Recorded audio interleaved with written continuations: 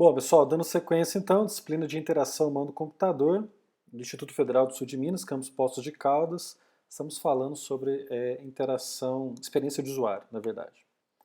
Bom, estou aqui seguindo o livro de UX Design, um guia definitivo para as melhores práticas, do Hugh Grant, um livro de 2019. Bom, a próxima dica aí, ele fala sobre um recurso que muitos programadores usam de colocar itens escondidos no menu de hambúrguer, né? Então o cara faz o design lá, e aí tem várias opções que ele queira colocar, ele não sabe muito bem como é que ele faz o arranjo, ele embute tudo dentro do menu de hambúrguer e deixa o usuário se virar depois para localizar, né?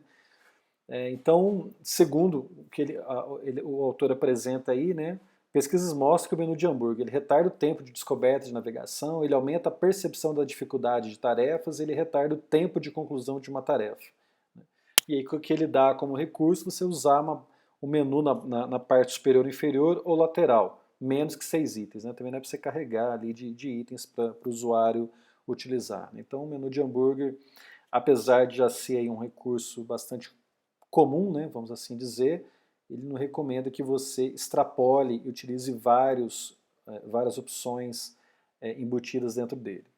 Links devem parecer links, né? Então tem gente que coloca lá com cores diferentes, né? Porque você tem essa possibilidade de alterar a cor, ou coloca outros formatos para o sujeito clicar, e aí o usuário, quando ele depara com aquilo, ele não sabe exatamente onde ele deve clicar. Então faça com que ele pareça link, né? O link já virou aí, já é meio que comum, né, para um usuário de recurso tecnológico, seja ele dispositivo móvel ou de internet, de site, ele já sabe a aparência de um link, né? Ele já sabe bater o olho e saber que aquilo já é um objeto clicável, né? Então é uma outra dica importante.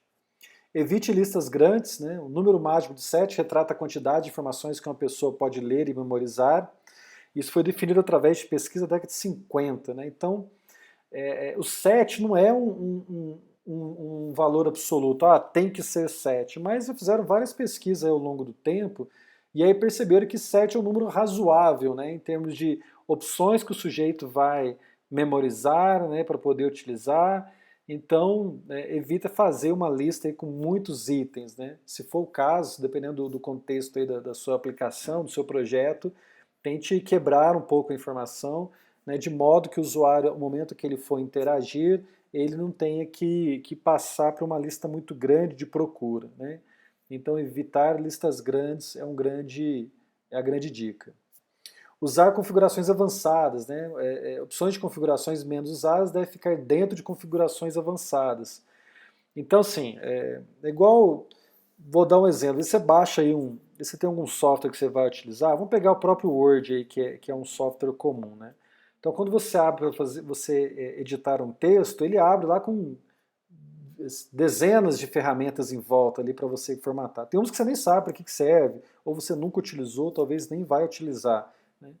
Então, o ideal é sempre ser simplista, né? Então, vamos pegar um editor de texto. O que o usuário precisa? Você coloca lá as configurações básicas. E as configurações mais avançadas você esconde. Agora, você está no aplicativo, você está no site, idem, né? Então coloca para ele o básico, coloca para ele o que ele precisa fazer para utilizar o produto naquele momento, né? Vamos chamar assim, as perfumarias, as outras coisas que você vai colocar, ou as configurações avançadas, deixe ele não diria, não é a palavra escondido, mas deixe ele um pouco mais reservado, né? Para não confundir o usuário e outro, para que ele saiba onde localizar ele posteriormente. Repita itens de menu no rodapé, né? Então, às vezes o sujeito está navegando, aí ele vai rolando a página, chega lá no final, ele já perdeu a sequência, então ele não sabe exatamente em qual página ele está, se ele tem a opção de voltar, se ele tem a opção de navegar para a próxima ou para procurar outro item. Então, muitas vezes, quando você tem uma página que o sujeito vai percorrendo ela, né, é interessante você deixar lá no final dela também algumas opções de controle para que ele possa fazer alguma interação, voltar ao topo e poder sair dali. Tá? Próximo, use ícones consistentes. Né? Use um estilo de ícone consistente com o produto, não use um atalho incluindo ícones compatíveis e preencha o tempo extra construindo um estilo de ícone coerente. Bom, eu já devo ter comentado em outras aulas, mas caso, mas comento de novo, não tem problema. Principalmente quando você tem aí as duas maiores empresas aí de dispositivos móveis, que é a Apple e a Google, eles têm aí dois sites voltados para desenvolvedores, né? E lá nesses sites você consegue encontrar vários recursos, várias ícones, layouts, orientações, ferramentas para você criar o seu design. Na Google, especialmente, você tem aí uma parte só de ícones, né? Essa dica fala sobre ícones, mas ela tem lá uma página dedicada só para ícones. E a Google te dá os ícones prontos, né? Então ela te dá os ícones no tamanho que você quer, ela te dá o ícone no formato PNG ou SVG, ela te permite que você baixe em tamanhos diferentes, ela baixa para você o arquivo já pensando em adicionar em um dispositivo Android ou um dispositivo iOS ou para o web. Mas quais são esses ícones? São os ícones mais utilizados em aplicativos mesmo, né? Então, por exemplo, o próprio menu de hambúrguer você vai encontrar lá, a lupa você vai encontrar lá, o disquetezinho de salvar você vai encontrar lá. Então, os comuns você vai encontrar nessa página da Google. Se você estiver desenvolvendo aí para a plataforma iOS, né, para a plataforma da Apple, você pode utilizar esses ícones também, porque ele já te deixa lá a configuração pronta para você utilizar.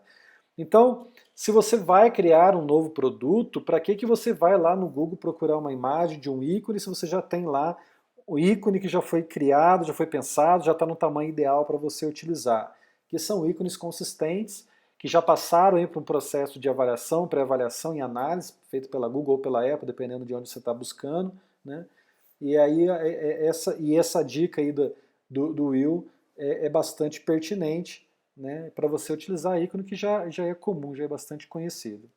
Não use ícones obsoletos, né? Então é claro que se você já tem ícones aí da época do Windows 3.95, acho que 3.11 acho que nem tem mais, né? Mas vamos lá, do Windows 95, se você abrir um Word lá dessa época aí, você vai ver que tem alguns ícones era um formato diferente, então não use ícones dessa época, né? Use os atuais, que é claro, né, as coisas mudam e os usuários de hoje talvez não tiveram a experiência de ter o contato com esses equipamentos, né, com esses ícones num tempo anterior, né? Então a geração mais nova não conhece, talvez os adultos de hoje, na sua fase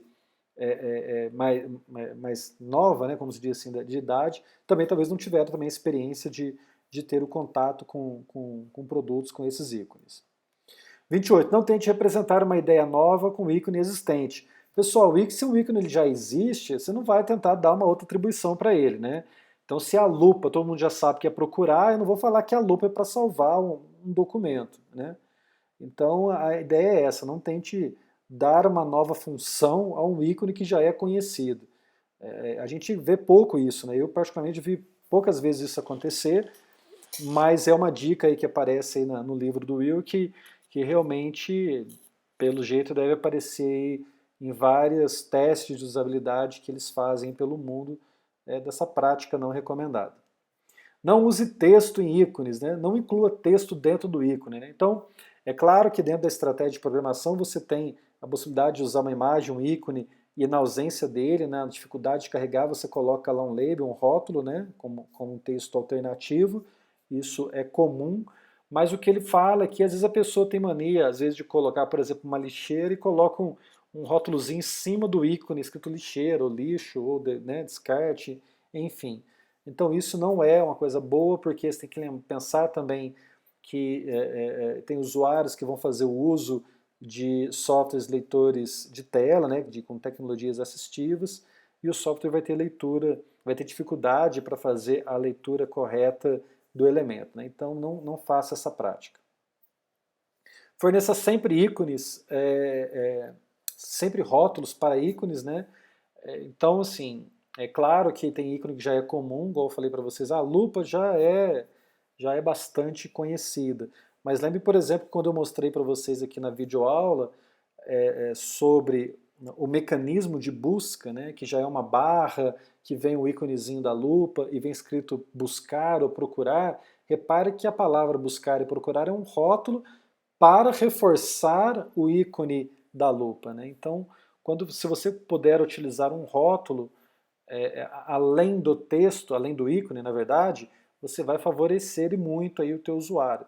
Tanto para o momento dele assimilar e entender para as próximas interações, seja com o seu dispositivo, ou seja para outros usuários que vão utilizar o mesmo ícone, né? E tanto para que ele possa usufruir de uma forma satisfatória do seu produto de software.